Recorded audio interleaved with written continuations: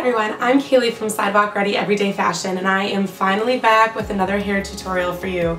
It's been a little while since I've done one of these, so to get back in the groove of things, I wanted to start with something really simple. It's just the basic way that I curl my hair on a normal day.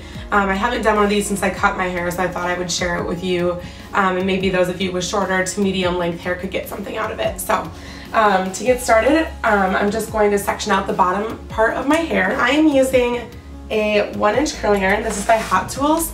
It's a Marcel iron, and the main difference with Marcel irons and regular irons is just the Marcel iron has this non-spring handle to it. As a professional hairstylist, it makes it easier for me to do a lot of curling in a very short amount of time. So that's the reason why I use this one. It's easier on my wrist, but you can use a regular spring iron just the exact same way.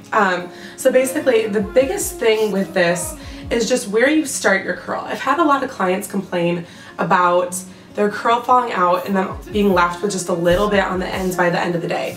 And the reason that that happens to those people is because they're starting their curl at the bottom and then wrapping up the hair strand. So when you start at the bottom, you're directing all the heat on this end, and then the less direct heat is put at the top. So naturally, as the day goes on, the hair that had the more direct heat, which is the ends, is going to remain curled. So in order to fight that, what you need to do is clamp at the top first and just slowly release and work your way down the hair strand. Now, when I do this curl, I like to leave the ends out just a little bit to keep it a little bit more natural.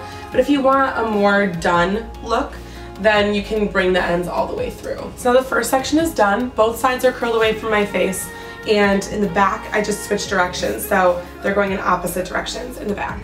Now I'm going to move on to the next section. I like to take about 4 different sections with my hair thickness.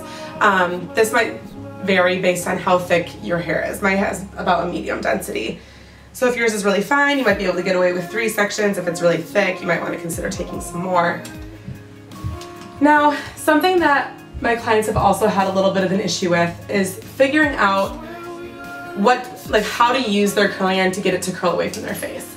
Now, it took a little bit of getting used to, because I think that everyone has a natural way that they like to use their wrist when they're curling. I'm left-handed, so it's going to be the opposite side that I struggle with than for most right-handed people.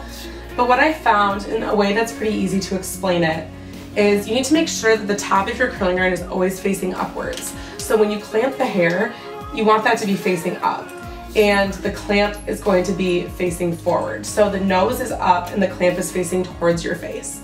So on this side, this is actually my easier side. Now when I move over here, this is when it gets a little complicated. So I have to think about it. So I have to think nose up, clamp forward, spin backward.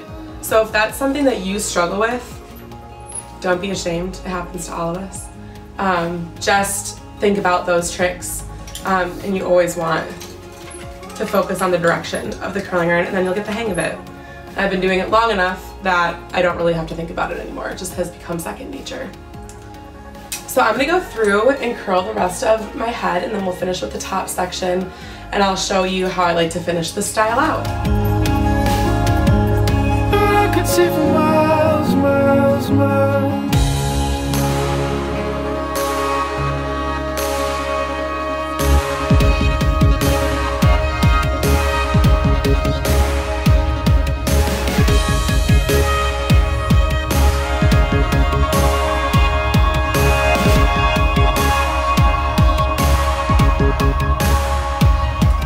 Okay, so now that that's all curled, I'm just going to run my fingers through everything.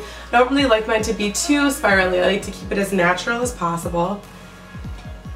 And it's also worth mentioning that my hair today was clean and freshly blow dried, although this is a style that you can do on hair that isn't necessarily the first day clean. You can cover up the first day style by using this curl. You can also use this curl over air dried hair. It's pretty versatile. The key to this is just clamping at the top and then releasing and working your way down the hair strand. It's really simple, but it takes a little bit of getting used to, so be patient with yourself if you don't get it right away. If you have any questions, feel free to shoot me an email. My email address is sidewalkready@gmail.com, and thank you so much for watching.